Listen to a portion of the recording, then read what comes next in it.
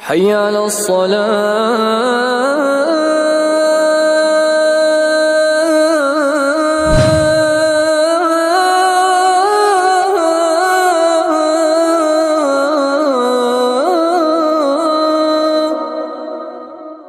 إن الحمد لله نحمده ونستعينه ونستغفره ونعوذ بالله من شرور أنفسنا ومن سيئات أعمالنا من يهده الله فلا مضل له ومن يضلل فلا هادي له وأشهد أن لا إله إلا الله وحده لا شريك له وأشهد أن محمدا عبده ورسوله أما بعد فإن خير الحديث كتاب الله وخير الهدي هدي محمد صلى الله عليه وسلم وشر الأمور محدثاتها وكل محدثة بدعة وكل بدعة ضلالة وكل ضلالة في النار.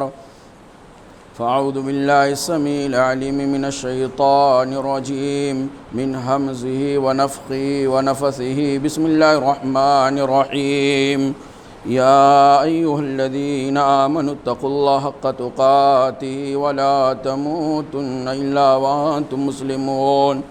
يا أيها الناس اتقوا ربكم الذي خلقكم من نفس واحدة وخلق منها زوجها وبث منهما رجالا كثيرا ونساء واتقوا الله الذي تساءلون به والأرحام إن الله كان عليكم رقيبا.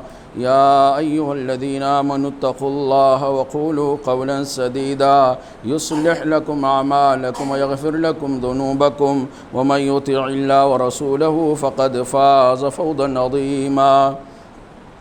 اللهم صل على محمد وعلى آل محمد كما صليت على إبراهيم وعلى آل إبراهيم إنك حميد مجيد. اللهم بارك على محمد وعلى آل محمد كما باركت على إبراهيم وعلى آل إبراهيم إنك حميد مجيد. اللهم انفعني بما علمتني اللهم انفعني بما علمتني وعلمني ما ينفعني وزدني علما.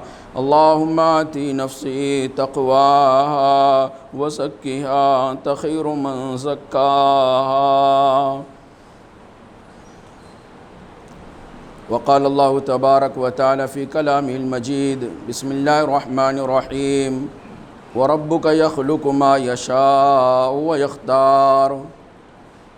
محترم بزرگوں، قابل احترام اسلامی نوجوان بھائیوں اور عزیز بچوں، خطبہ مسنونہ کے بالکل اخیر میں سورۃ القصص کی ایک آیت کا ایک حصہ میں نے آپ تمام بھائیوں کے سامنے تلاوت کیا ہے. اس آیت کے ٹکڑے کا معنی ہے وَرَبُّكَ يَخْلُقُ مَا يَشَاءُ وَيَخْتَارُ. آپ کا رب وہ ہے جو چاہتا ہے پیدا کرتا ہے. وَرَبُّكَ يَخْلُقُ مَا يَشَاءُ. آپ کا رب جو چاہتا ہے وہ پیدا کرتا ہے. وَيَخْتَارُ. اور جسے چاہتا ہے اپنے خاص بندوں میں یا اپنی خاص چیزوں میں یا اپنی خاص مخلوقات میں سے چن لیتا ہے. یعنی جیسے پیدا کرنے میں اللہ رب العالمین طاقت والا قدرت والا ہے، اس کے سامنے کسی کی نہیں چلتی، ایسے ہی فضیلت کا جہاں تک معاملہ ہوتا ہے، اللہ رب العالمین کا محبوب ہونے کا جہاں تک تعلق ہوتا ہے، اللہ کا پسندیدہ ہونے کا تعلق ہوتا ہے، فضیلت کا جہاں تک تعلق ہوتا ہے، وہ بھی اللہ رب العالمین جس کو چاہتا عطا کر دیتا ہے. اس میں کوئی اللہ رب العالمین سے چھیڑ چھاڑ نہیں کر سکتا ہے. اللہ رب العالمین اپنی مخلوقات میں بہت ساری چیزوں کو ایک دوسرے پر فضیلت دیا ہے. مثال کے طور پہ سال کے تمام مہینوں میں اللہ رب العالمین نے رمضان المبارک کو بقیہ 11 مہینوں پہ فضیلت دیا ہے. سال کے تمام دنوں میں اللہ رب العالمین نے عرفہ کے دن کو تمام روزوں یعنی تمام دنوں پر فوقیت دیا ہے. پورے سال کی تمام راتوں میں اللہ تعالیٰ نے جو درجہ لیلۃ القدر کو دیا ہے، شب قدر کو دیا ہے، کسی اور کو وہ درجہ نہیں ملا ہے. ایسے ہی ہفتے کے دنوں میں، ہفتے کے جو 7 دن ہوتے ہیں، ان 7 دنوں میں جو مقام و مرتبہ اور جو فضیلت اللہ رب العالمین نے آج یعنی جمعہ کے دن کو دے دیا ہے، کسی اور دن کو نصیب نہیں ہے. ایسے اللہ رب العالمین مہینوں کے ہفتوں میں سے جو اللہ رب العالمین نے یعنی ذی الحجہ کے ابتدائی 10 دنوں کو ذی الحجہ کے عشرے کو دے دیا ہے، وہ فضیلت کسی اور عشرے کو اللہ نے نہیں دیا ہے۔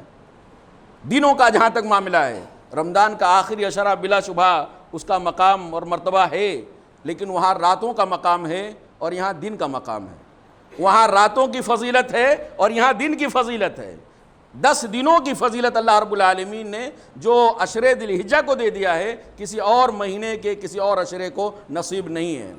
چند دنوں کے بعد ہی ہمارے اوپر عشرے ذی الحجہ سایہ فگن ہونے والا ہے۔ انشاءاللہ آج کی خطبہ جمعہ کے اندر اسی سے متعلق کچھ باتیں میں آپ تمام بھائیوں کے سامنے رکھنے کی کوشش کروں گا۔ میرے بھائیوں، ایک چیز یاد رکھیں کہ یہ جو میں فضیلتیں گنایا، مہینوں میں رمضان کو، دنوں میں عرفہ کو، راتوں میں لیلۃ القدر کو، عشروں میں عشرے ذی الحجہ کو، یہ اللہ تعالیٰ کی جب ساری کی سارے دن اور سارے کے سارے مہینے اللہ کے ہیں، اللہ نے بنایا ہے، تو یہ ایک کو دوسرے پر فضیلت دینے کا کیا مطلب؟ اب تھوڑی دیر کے لیے سوچیں اکیلے میں کہ بھئی فضیلت دینے کا کیا مطلب؟ مقام و مرتبہ کہ ایک کو دوسرے کے اوپر زیادہ دینا، کسی کو کم کسی کو زیادہ دینا، یہ کیا مقصد ہے؟ اس کا کیا فائدہ ہے؟ اس کے پیچھے اللہ تعالیٰ کی کیا حکمتیں ہیں؟ اللہ تعالیٰ کا کیا راز چھپا ہوا ہے؟ یہ تھوڑی دیر کے لیے آپ سوچیں۔ میرے بھائیو، جہاں تک بظاہر ایسا لگتا ہے کہ اللہ رب العالمین اپنے بندوں پر بہت ہی زیادہ احسان کرنے والا ہے، اللہ تعالیٰ اپنے بندوں پہ بہت زیادہ مہربان ہے، بہت زیادہ فضل و کرم کرنے والا ہے۔ موقع تلاش کرتا ہے اللہ تعالیٰ کہ بندہ فلاں موقع پہ کچھ کر لے، فلاں موقع پہ کچھ کر لے، فلاں موقع پہ کچھ کر لے، اس کی ساری زندگی کے گناہوں کو میں معاف کر دوں، اس کی ساری نیکیوں کو قبول کر لوں۔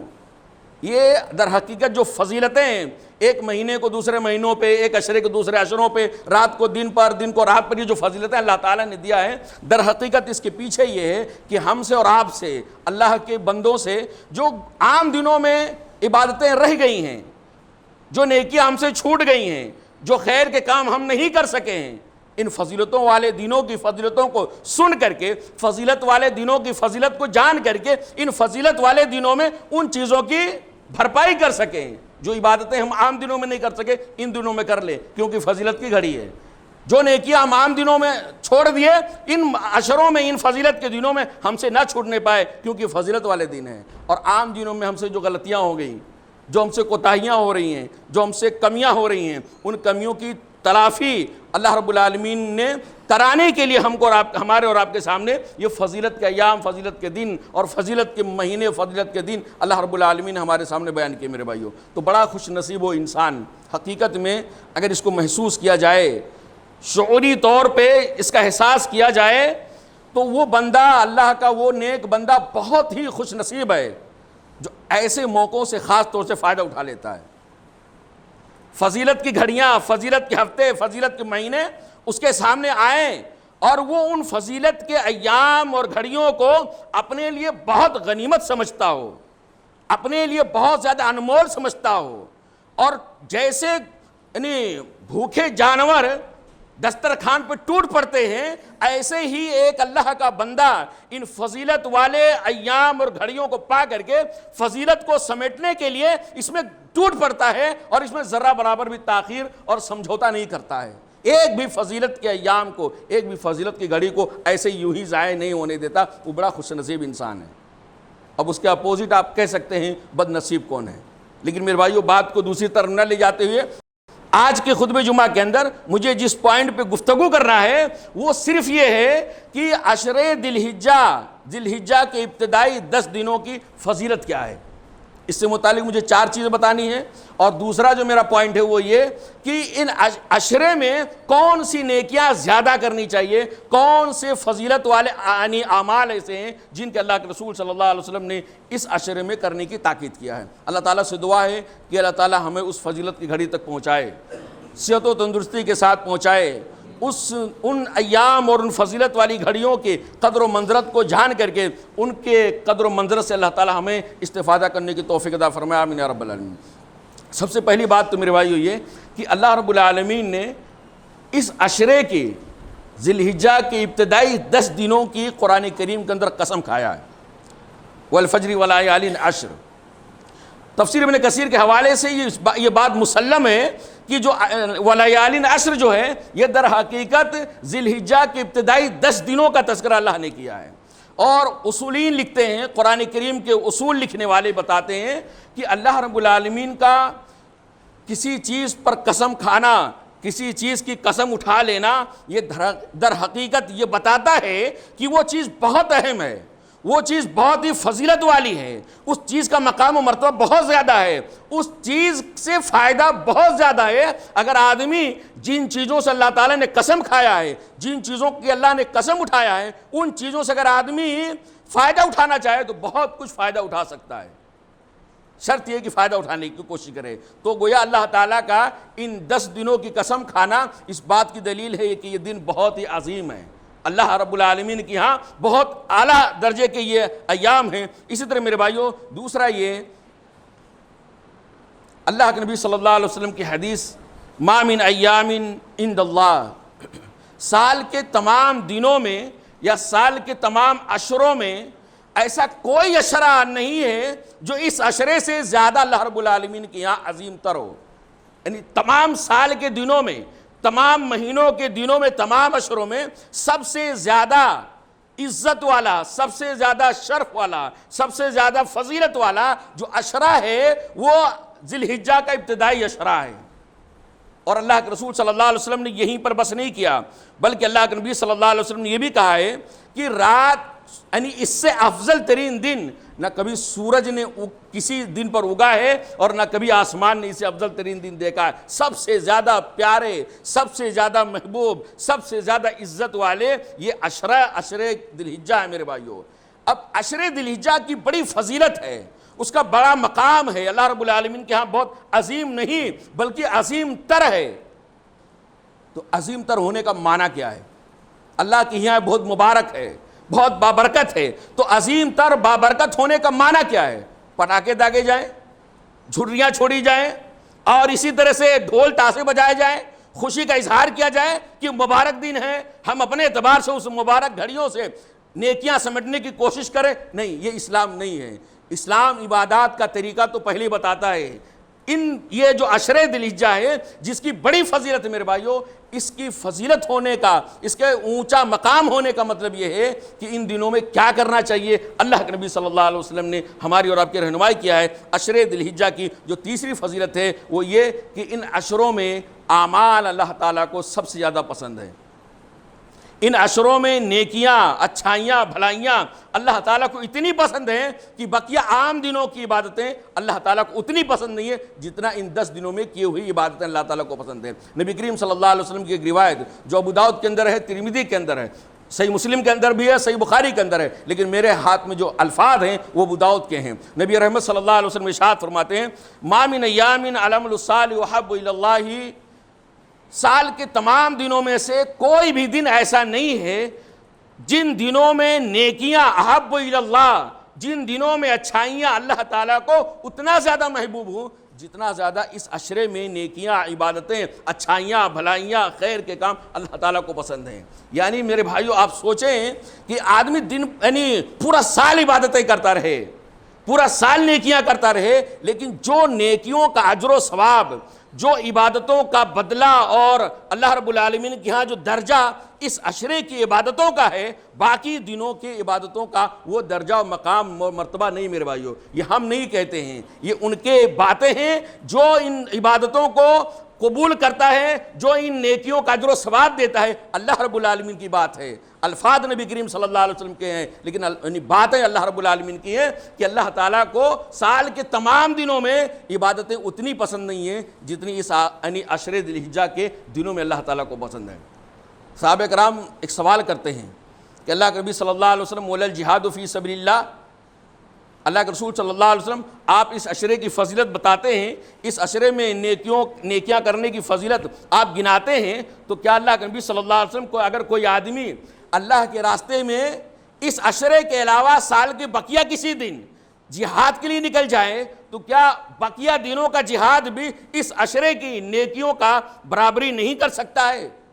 یعنی موازنہ صحابہ کرام نے کیا کہ ایک طرف اس 10 دنوں کی نیکیاں ہیں، عام عبادتیں ہیں، اچھائیاں ہیں، تو کیا اللہ کے نبی صلی اللہ علیہ وسلم اس عشرے، اس مبارک گھڑیوں کے علاوہ دوسرے دنوں میں اگر کوئی آدمی جہاد فی سبیل اللہ کرتا ہے تو کیا جہاد فی سبیل اللہ بھی اس عشرے کے اندر کی ہوئی عبادتوں کا برابری نہیں کر سکتا؟ اللہ کے نبی صلی اللہ علیہ وسلم نے جواب دیا وَلَا الْجِهَادُ فِي سَبِيلِ اللَّهِ، ہاں جہاد فی سبیل اللہ بھی، عام دنوں کا جہاد فی سبیل اللہ بھی اس عشرے کے علاوہ دوسرے دنوں میں کیا ہوا جہاد فی سبیل اللہ بھی اس عشرے کی عبادتوں کا برابری نہیں کر سکتا میرے بھائیوں۔ اللہ اکبر، یہ کتنا اللہ رب العالمین کا فضل و کرم اور احسان ہے اپنے بندوں کے اوپر۔ کس آدمی کے اندر اللہ نے یہ طاقت دیا ہے، ہر آدمی اپنے گریبان میں منہ ڈال کر کے سوچے، اپنے ایمان کا محاسبہ کرے کہ کیا وہ اپنی جان کو اللہ کے راستے میں گنوا سکتا ہے، اپنی جان کو اللہ رب العالمین کے دین کی حفاظت کے لیے باؤنڈری پہ لے جا سکتا ہے، دشمنوں کے سامنے اپنے سینے کو کر سکتا ہے، اپنے بچوں کو یتیم کرنے کی سخت کسی کے اندر ہے، اللہ کے راستے میں شہید ہو کر اپنی بیوی کو بیوہ کرنے کی ہمت کسی کے اندر ہے؟ اپنا جائزہ لے لیں میرے بھائیوں، وہ صحابہ کرام کا زمانہ، آج ہم اور آپ لوگ ہیں، ہم بھی اپنا جائزہ لیں، آپ بھی اپنا جائزہ لیں، کسی کے اندر یہ طاقت ہے؟ معمولی سی اگر انگلی کٹ جائے تو آدمی کے ہوش اڑ جاتے میرے بھائیوں۔ جہاد فی سبیل اللہ کا مطلب ہوتا ہے مال بھی لے کر گیا ہے، جان بھی لے کر گیا ہے۔ اللہ اکبر، اللہ کے رسول صلی اللہ علیہ وسلم کہتے ہیں پوری زندگی کی کمائی جہاد فی سبیل اللہ میں لگا دے، لے کے چلا جائے، جان بھی فی سبیل اللہ میں لے کر چلا جائے، اللہ کے راستے میں جہاد کر کے واپس آ جائے، مال غنیمت لے کر واپس آ جائے، یا مال غنیمت واپس نہ لے، صرف جان لے کر آئے، بہت سارا زخم کھایا ہے، بدن پورا چھلنی ہو گیا اللہ کے راستے میں، لیکن اس بدن کا چھلنی ہو جانا بھی اس مہینے کی، اس عشرے کی عبادتوں کی برابری نہیں کر سکتا میرے بھائیوں۔ یہ ہمارے اور آپ کے اوپر احسان ہے کہ نہیں ہے؟ یہ فضیلت اللہ رب العالمین نے ہم کو اور آپ کو جو عطا کیا ہے کہ آپ کو سر کٹانے کی ضرورت نہیں ہے، آپ کو عام دنوں میں یہ کرنے کی ضرورت نہیں ہے۔ وہ اجر و ثواب آپ کہاں کما سکتے ہیں؟ اس عشرے میں کما سکتے ہیں، اس عشرے میں نیکیاں کر کے کما سکتے ہیں، اس عشرے کے اندر اللہ رب العالمین کو کی اطاعت و فرمانبرداری کر کے کما سکتے ہیں۔ ہاں، اللہ کے نبی صلی اللہ علیہ وسلم نے تمام نیکیوں میں صرف ایک نیکی ایسی ہے جس نیکی کے بارے میں بیان فرمایا ہے کہ وہ نیکی اس عشرے کے اندر کی ہوئی عبادتوں کا برابری کر سکتا ہے۔ صرف ایک نیکی ہے، ایک اچھائی، ایک بھلائی ایسی ہے کہ وہ بھلائی، وہ اچھائی، وہ عبادت اگر اس عشرے کے علاوہ کبھی اور کیا جائے تو صرف ایک نیکی لاکھوں اربوں کھربوں نیکیوں میں سے صرف ایک نیکی ایسی ہے جو عام دنوں میں کی جائے تو اس کا درجہ اس عشرے کے اندر عبادتوں کی برابری کا سوال پیدا ہوتا ہے، اور یہ کر سکتا ہے میرے بھائیوں۔ وہ کون سا استثنائی شکل ہے؟ وہ یہ کہ آدمی اپنی جان بھی لے کر جائے اللہ کے راستے میں، اور اپنا مال بھی لے کر اللہ کے راستے میں جائے، سواری بھی لے کر جائے، اللہ کا دیا ہوا جان بھی لے کر جائے، اور کچھ بھی واپس لے کر نہ آئے، یعنی مال بھی چلا جائے اللہ کے راستے میں، اور اللہ کے راستے میں وہ شہید بھی ہو جائے، شہادت کے مقام پر وہ فائز ہو جائے، تو ایسے آدمی کا ثواب بلا شبہ اس عشرے کے اندر کی ہوئی باتوں سے افضل ہے، زیادہ ہے، بہتر ہے، اعلیٰ ہے۔ اس استثنائی شکل کے علاوہ کوئی اور شکل میرے بھائیوں اللہ کے نبی صلی اللہ علیہ وسلم نے نہیں بتایا ہے کہ وہ استثنائی شکل عشرے ذی الحجہ کے اندر کی ہوئی باتوں کا برابری کر سکتا ہے۔ اللہ اکبر، یہ ہمارے اور آپ کے اوپر احسان ہے جو اللہ کے نبی محمد رسول اللہ صلی اللہ علیہ وسلم کی امت کے اندر جو غریب طبقہ ہے، جو محتاج کا طبقہ ہے، جو جتنا کماتا اتنا کھا لیتا ہے، اس کے پاس بیلنس نہیں ہو پاتا ہے، اس کے پاس سیونگ نہیں ہو پاتا ہے، چند کچھ لاکھ روپیہ جمع کر کے وہ حج بیت اللہ کے لیے نہیں جا سکتا ہے، اللہ نے اس کے لیے موقع دے دیا ہے۔ یہ فضیلت کی گھڑیاں اس کو اللہ نے دے دیا ہے کہ ایک آدمی امیر آدمی، دولت مند آدمی، صحت مند آدمی لاکھوں روپیہ خرچ کر کے حج اور عمرہ کرنے جاتا ہے۔ تو غریب ہے، تو محتاج ہے، تیرے پاس اتنا پیسہ نہیں ہے، تیرے پاس اتنی دولت نہیں ہے کہ تو وہاں جا سکے، تو گھبرا نہیں۔ اس حاجی کی اور عمرہ کرنے والوں کی نیکیوں کا کچھ تلافی، کچھ بھرپائی، پورا میں نہیں کہہ رہا ہوں، لیکن کچھ بھرپائی، کچھ تلافی کم سے کم کرنے کے لیے میں تیرے لیے اس عشرے کی فضیلت کو بیان کر دیتا ہوں، اس عشرے کی فضیلت کو اور تمہارے لیے بیان کر دیتا ہوں، تاکہ ان عشروں کے اندر اپنے گھر بیٹھ کر کے، اپنے دکان پر بیٹھ کر کے، اپنے بیوی بچوں میں رہ کر کے، اس عشرے کے اندر عبادتیں کر کے ان حاجیوں اور عمرہ کرنے والوں کی نیکیوں کے کچھ تو کم سے کم حاصل کر لیں، بالکل محروم نہ رہے میرے بھائیوں۔ تو یہ اللہ تعالیٰ کا غریب امت محمدیہ پر بہت بڑا احسان ہے۔ اور اس طرح میرے بھائیو چوتھی چیز یہ کہ اس عشرے کی جو فضیلت کا سبب ہے وہ یہ کہ یہی وہ عشرہ ہے جس عشرے میں یوم النحر آتی ہے، قربانی کا دن آتا ہے، جس دن اللہ رب العالمین کے فضل و کرم سے اس روئے زمین پر اتنی عبادتیں یکساں کی جاتی ہے، اتنی عبادتیں یکجا ہو جاتی ہیں کہ اتنی عبادتیں سال کے کسی اور دن میں جمع نہیں ہوتی ہیں۔ یہی قربانی کا دن ہوتا ہے، جہاں پہ حج بھی ہوتا ہے، حاجی لوگ حج کرتے ہیں، عمرہ کرنے والے عمرہ کرتے ہیں، اور اسی دن حج کے بہت بڑے بڑے ارکان ادا کیے جاتے ہیں۔ شیطان کو کنکری مارا جاتا ہے، قربان نحر کیا جاتا ہے، قربانی کی جاتی ہے، خانہ کعبہ کا طواف کیا جاتا ہے، صفا مروہ کے درمیان سعی کی جاتی ہے۔ بہت ساری جو عبادت یعنی اسلام کے بنیادی ارکان میں سے جو حج ہے، حج کے بنیادی ارکان اسی یعنی 10 ذی الحجہ کو ادا کیا جاتا ہے، جو اس عشرے کا آخری دن ہے میرے بھائیوں۔ اور اسی فضیلت کو جوڑتے ہوئے اسی عشرے میں یوم عرفہ بھی آتا ہے، عرفہ کا دن بھی آتا ہے۔ عرفہ کا دن کوئی معمولی دن نہیں ہے میرے بھائیوں، سال کے تمام دنوں میں سب سے اونچا درجہ، سب سے اعلیٰ درجہ اس کو ہے، اس اعتبار سے کہ یہی وہ دن ہوتا ہے۔ عرفہ کی 9 تاریخ کا وہ دن ہوتا ہے جس دن اللہ رب العالمین نے محمد رسول اللہ صلی اللہ علیہ وسلم پر رہتی دنیا تک کی ہدایت کے لیے، رشد کے لیے، بھلائی کے لیے اور ہدایت کا راستہ بتانے کے لیے جو دین شروع کیا تھا، اس دین کی تکمیل کیا تھا۔ ہمارا اور آپ کا دین، دین اسلام، اللہ تعالیٰ نے یوم عرفہ کو مکمل کیا تھا۔ اللہ اکبر، الیوم اکملت لکم، وہ بھی جمعہ کا دن تھا، عید، ڈبل عید کا دن تھا میرے بھائیوں۔ تو اس اعتبار سے اس عشرے کی فضیلت بڑھ جاتی ہے کہ اسی عشرے میں 9 ذی الحجہ بھی آتا ہے جو عرفہ کا دن ہوتا ہے، اور عرفہ کا دن وہ ہوتا ہے جس دن اللہ رب العالمین میدان عرفات کے حاجیوں اور عمرہ کرنے والوں کو دیکھ کر کے فرشتوں سے ان کا تذکرہ کرتا ہے۔ فرشتوں دیکھو میرے فلاں بندے میدان عرفات میں جمع ہیں۔ ہاں اللہ ہم دیکھ رہے ہیں، تیرے ہی بندے ہیں، ذرا دیکھو وہ کیا کہہ رہے ہیں۔ اللہ کو سب پتہ ہے، فرشتوں کو بتا رہا ہے اس امت محمدیہ کی فضیلت کو۔ اللہ کے رسول صلی اللہ علیہ وسلم کہتے ہیں اللہ تعالیٰ فرشتوں سے پوچھتا ہے، اے فرشتوں ذرا دیکھو وہ کیا کہہ رہے ہیں۔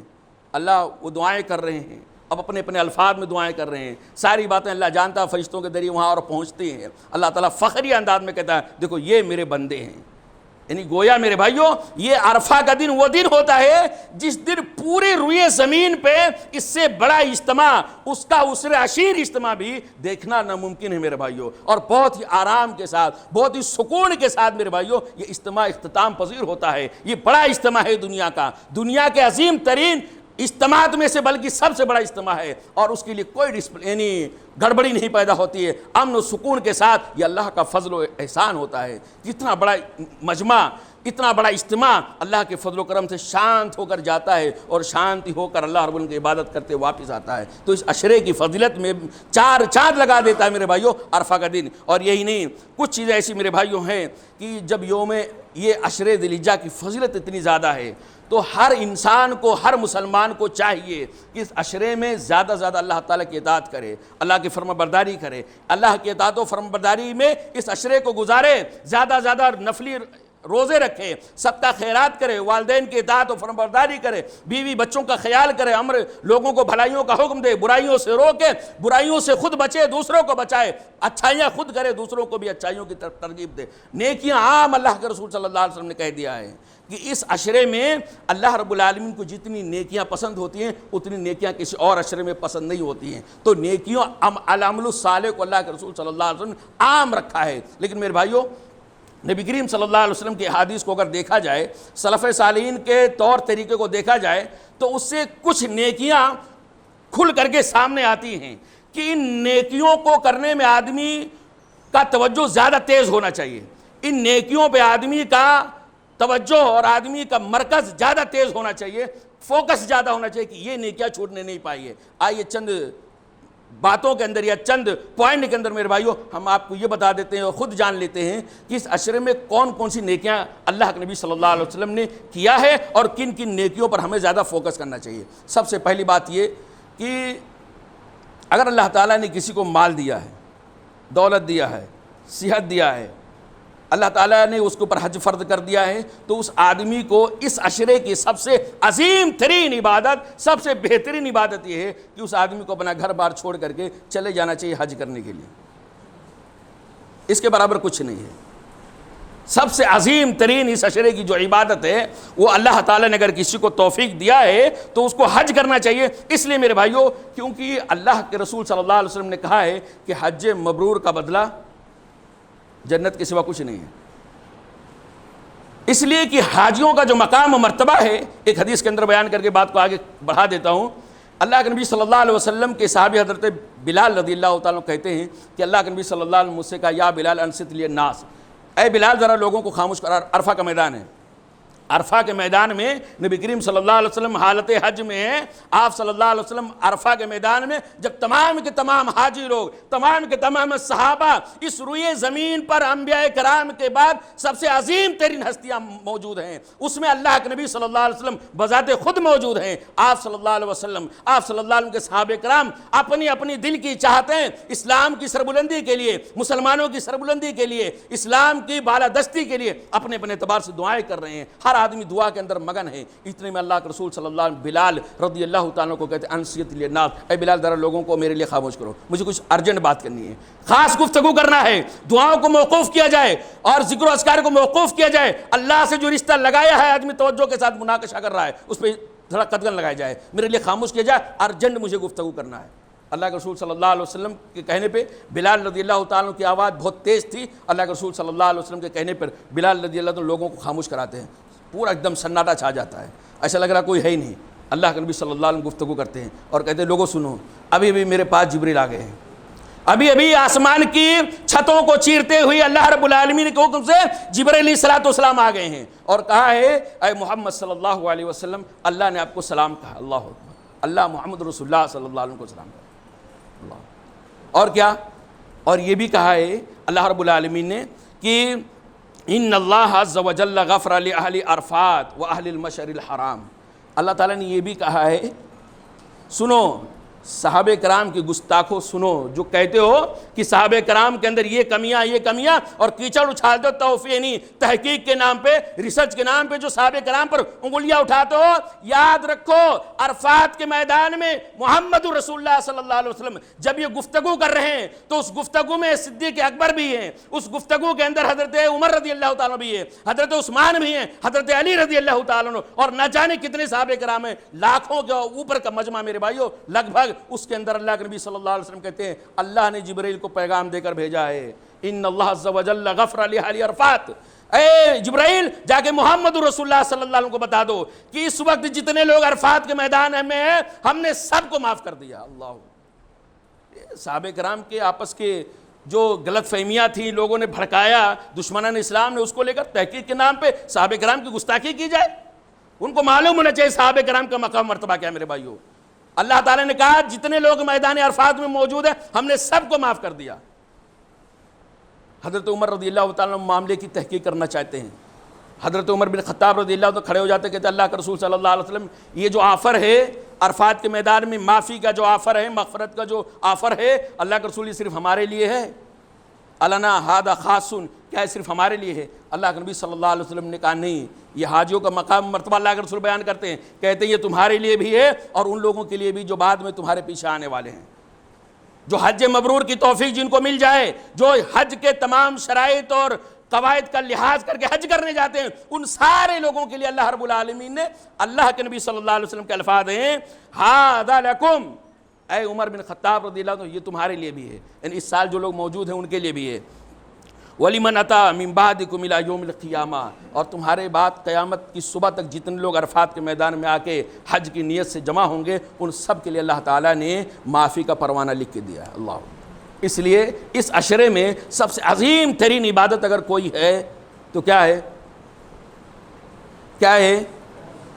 وہ مت پلان بنائیں، زندگی کا کوئی بھروسہ نہیں ہے، ابھی کاروبار تھوڑا غلط چل رہا ہے، کاروبار ابھی تھوڑا بےایمانی والا ہے، حج کر کے آئیں گے تو ایمانداری کریں گے تو لاس ہو جائے گا، اس لیے جب تک اللہ نے طاقت دیا ہے کر رہا ہوں، بڑھاپے میں جب طاقت ختم ہو جائے گی تو وہی پیسہ لے کر میں چلا جاؤں گا حج کرنے کے لیے اور سب پاک صاف ہو جائے گا. پتہ نہیں وہ ٹائم آئے گا کہ نہیں آئے گا. اس لیے اگر اللہ نے کسی کو اس پوزیشن میں رکھا ہے، حج اس کے اوپر فرض ہو گیا ہے، تو ایسی صورت میں اول نمبر پر اس کی کوشش کرے، ورنہ پکڑا جائے گا. ایک تو ان ثواب سے محروم ہو جائے گا، اجر سے محروم ہو جائے گا، فضیلتوں سے محروم ہو جائے گا. اگر حج اس کے اوپر فرض ہے اور حج کیے بغیر اس دنیا سے چلا گیا ہے، اس کی کوشش نہیں کیا اور ٹالتا رہا اگلے سال پہ ٹالتا رہا، چلا گیا اس دنیا سے، تو ایک تو ان فضیلتوں سے محروم ہو جائے گا اور دوسرا اللہ کی ہم مجرم بنے گا. اس کے اوپر ایک اسلام کا رکن فرض تھا، اس نے ادا نہیں کیا. بولے جوانی میں کیا کریں گے؟ بڑھاپے میں کریں گے نا. جوانی میں ابھی اس کا مطلب یہ ہے کہ ابھی پوری پلاننگ ہے پاپ کرنے کی، پوری پلاننگ ہے ابھی جرائم کرنے کی، پوری پلاننگ ہے ابھی آزادانہ زندگی گزارنے کی، پوری پلاننگ ہے ابھی من چاہی زندگی گزارنے کی، پوری پلاننگ ابھی ہے عیاشی کرنے کی. میرے بھائیو، اگر واقعی اللہ کے بندے ہیں، اگر اللہ نے آپ کو دے دیا ہے تو نہ جوانی دیکھیے، نہ بڑھاپا دیکھیے، نہ بچپنا دیکھیے. آپ بلوغت کی عمر کو پہنچ گئے ہیں، آپ کے اوپر اگر اللہ نے فرض کر دیا ہے، اتنی اللہ نے دے دیا، تو اللہ کے شکرانے کے طور پہ آپ حج کرنے کے لیے چلے جائیں. اس عشرے میں سب سے عظیم ترین عبادت حج کرنا ہے. اسی طرح میرے بھائیو، اس عشرے میں جو بنیادی دوسری عبادت اللہ کے نبی صلی اللہ علیہ وسلم ثابت ہے، وہ یہ حضرت عائشہ رضی اللہ تعالیٰ عنہا اور دیگر کئی ازواج مطہرات کہتی ہیں کہ اس عشرے میں اللہ کے نبی صلی اللہ علیہ وسلم پورا 1 تاریخ سے لے کے 9 تاریخ تک، ذی الحجہ کی 1 تاریخ سے لے کے 9 تاریخ تک اللہ کے رسول صلی اللہ علیہ وسلم لگاتار روزہ رکھتے تھے. دوسری عبادت کیا ہوئی اس عشرے کی؟ حج کے بعد دوسری عبادت یہ ہوئی کہ آدمی کو 9 دن کا روزہ رکھنا چاہیے. نبی کریم صلی اللہ علیہ وسلم سے ثابت ہے. لیکن اگر کوئی آدمی 9 دن کا نہیں رکھ سکتا ہے، رکھنا چاہیے. لیکن اگر کوئی نہیں رکھ سکتا ہے تو کم سے کم 1 دن، عرفہ کا دن، ذی الحجہ کی 9ویں تاریخ کا روزہ اس کا ضرور اہتمام کرے. اس لیے اللہ کے نبی صلی اللہ علیہ وسلم نے اس کی وہ فضیلتیں بیان کیا ہے جو دوسرے روزے کی فضیلت اللہ کے رسول نے نہیں بتایا ہے. اللہ کے نبی صلی اللہ علیہ وسلم سے پوچھا گیا کہ اللہ کے نبی صلی اللہ علیہ وسلم، آپ عرفہ کے دن کے روزے کے بارے میں بتاتے ہیں، 9 تاریخ کے روزے کے بارے میں آپ بتاتے ہیں، تو اللہ کے رسول کی فضیلت کیا ہے؟ تو آپ صلی اللہ علیہ وسلم کہتے ہیں یکفر السنۃ الماضیہ والباقیہ، ایک روزہ 2 سال کے گناہوں کا کفارہ بن جاتا ہے. چھوٹے چھوٹے صغائر گناہ، کبائر نہیں. کبائر تو توبہ کے بغیر معاف نہیں ہوتے. لا علمی میں، انجانے میں یا جان بوجھ کر کے اگر آدمی چھوٹے چھوٹے گناہ اس سے سرزد ہو گئے تو 1 دن کا روزہ رکھے، 12-13 گھنٹہ اپنے آپ پر کنٹرول کرے نیت اچھی کر کے، تو اللہ رب العالمین کے فضل و کرم سے اس کے 1 سال پچھلے کے گناہ اور 1 سال آگے کے گناہ، سارے 2 سال کے گناہوں کا اللہ رب العالمین 1 روزے کو کفارہ بنا دے گا. بڑا ہی بد نصیب وہ انسان ہوگا، بڑا ہی یعنی قسمت کا پھوٹا انسان ہوگا جو اتنی بڑی فضیلتیں سننے کے بعد بھی اس دن روزہ نہ رکھ سکے. اللہ تعالیٰ سے دعا ہے کہ اللہ ہمیں روزہ رکھنے کی توفیق عطا فرمائے. اس عشرے کی جو آنے والا چند دنوں کے اندر ہمارے اوپر سایہ فگن ہونے والا ہے، اللہ تعالیٰ اس کی قدر و منزلت کرنے کی توفیق عطا فرمائے، صحیح طور سے اس سے استفادہ کرنے کی توفیق عطا فرمائے. اس طرح میرے بھائیو، اس عشرے کے اندر جو بہت بنیادی چیز ہے وہ یہ، اللہ کے نبی صلی اللہ علیہ وسلم کہتے ہیں، جو حدیث میں نے شروع میں پڑھا تھا اسی کا آخری حصہ ہے، فَأَكْثِرُوا فِيهِنَّ مِنَ التَّحْلِيلِ وَالتَّكْبِيرِ وَالتَّحْمِيدِ. یہ عشرہ ذی الحجہ کی اللہ کے یہاں بہت عظیم درجہ ہے، بہت اونچا درجہ ہے. اس عشرے میں اللہ تعالیٰ کو نیکیاں بہت زیادہ قبول پسند ہیں، بہت زیادہ اللہ تعالیٰ آسانی کے ساتھ نیکیوں قبول کر لیتا ہے.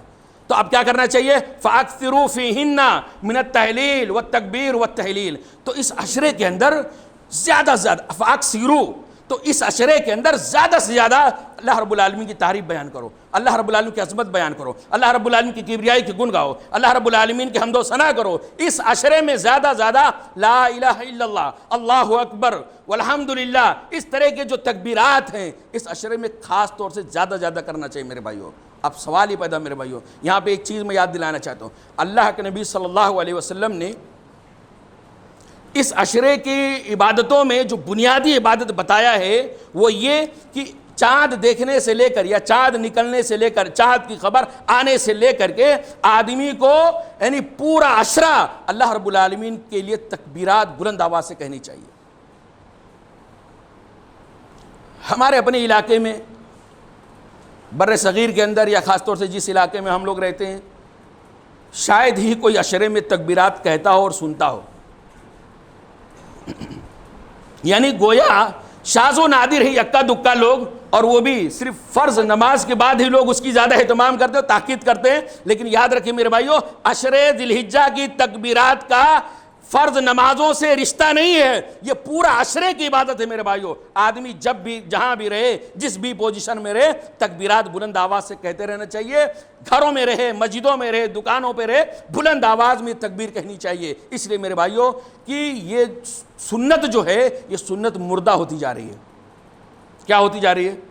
مردہ ہوتی جا رہی ہے۔ آپ کو کرنے والے دیکھ لینا، میری باتوں پر اگر کوئی دھیان دے تو دیکھ لینا جس ماحول میں آپ رہتے ہیں اس میں کتنے لوگ آپ کو تکبیرات کہتے ہوئے ملیں گے، کتنے لوگ آپ کو تکبیرات کے بلند آواز میں کہتے ہوئے ملیں گے۔ شاید شاذ و نادر ہی، بس وہ مسجدوں میں تھوڑا سا اس کا اہتمام کیا جاتا ہے، جو ایک لمٹ ہے میرے بھائیوں، 24 گھنٹے میں سے 2 گھنٹہ مشکل سے اتنا اہتمام کیا جاتا ہے، جبکہ اللہ کے نبی صلی اللہ علیہ وسلم کہتے ہیں فَأَكْثِرُوا فِيهِنَّ، کثرت کے ساتھ تکبیرات پڑھتے رہو، کثرت کے ساتھ لا الہ الا اللہ کہتے رہو، کثرت کے ساتھ واللہ اکبر کہتے رہو، کثرت کے ساتھ الحمدللہ کہتے رہو میرے بھائیوں۔ اگر آپ اس کا اہتمام کریں گے تو آپ کو دو فائدہ ہوگا۔ پہلا فائدہ یہ ہوگا کہ آپ ایک نبی کریم صلی اللہ علیہ وسلم کی مردہ سنت کو یا مردہ ہونے کے قریب سنت کو، مردہ کا مطلب کیا ہوتا ہے معلوم ہے؟ مردہ کا مطلب ہوتا ہے اب اس پر عمل نہیں ہو رہا ہے۔ اس پس منظر میں مردہ کا لفظ استعمال کر رہا ہوں کہ اب اس پر عمل نہیں ہو رہا، لوگ اس کو چھوڑتے جا رہے ہیں۔ ایک دن ایسا آئے گا کہ لوگ اس کو نیا سمجھیں گے۔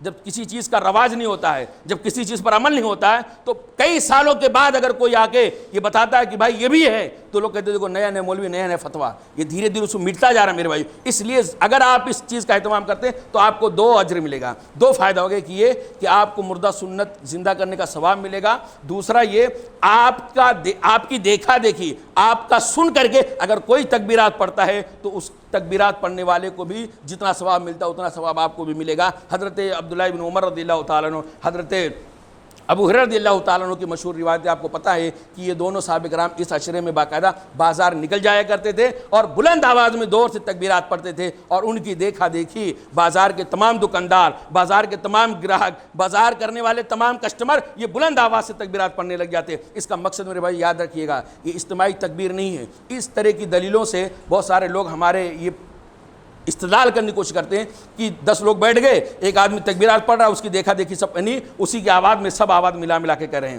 تو ایک آدمی امام بن جاتا ہے اور باقی سارے لوگ مقتدی بن جاتے ہیں۔ یہ عبادت کا طریقہ، یہ تکبیرات کہنے کا یہ طریقہ مشروع نہیں ہے، یہ جائز نہیں میرے بھائیوں، یہ بدعت ہے۔ ایک آدمی امام بن جائے، تکبیرات پڑھے اور سارے لوگ اس کی اقتدا میں اس کے ہاں میں ہاں ملاتے ہوئے، اس کے آواز میں آواز اور سر میں سر ملاتے ہوئے اگر تکبیرات پڑھیں گے تو یہ مشروع طریقہ نہیں ہے، یہ سنت کا طریقہ نہیں ہے۔ حضرت ابن عمر رضی اللہ تعالیٰ، حضرت ابو ہریرہ رضی اللہ تعالیٰ جو بازار جایا کرتے تھے، در حقیقت اس لیے نہیں جاتے تھے کہ جو کلمہ میں کہوں وہی کلمہ وہ بھی کہیں، بلکہ جانے کا مطلب یہ کہ بازار والے دنیا داری میں بزی ہو جاتے ہیں، کاروبار میں بزی ہو جاتے ہیں، ان کو اللہ تھوڑا دیر سے یاد آتا ہے، یاد دلائیں گے تو یاد آتا ہے۔ اچھے نیک صحابہ کرام کے اندر بھی یہ چیز تھی، تو در حقیقت حضرت یعنی دونوں صحابہ کرام کو بازار جانے کا مقصد یہ تھا کہ میرے تکبیرات پڑھنے سے ان کو یاد آ جائے کہ عشرے ذی الحجہ ہے، تکبیرات پڑھنا چاہیے، اس کا بہت ثواب ہے۔ اللہ تعالیٰ سے دعا ہے کہ اللہ تعالیٰ ہم تمام بھائیوں کو صحت و تندرستی کے ساتھ اس عشرے تک پہنچائے اور اس عشرے سے کم حق کو استفادہ کرنے کی توفیق عطا فرمائے۔ آمین۔ اقول قولی ھذا استغفر اللہ لی ولکم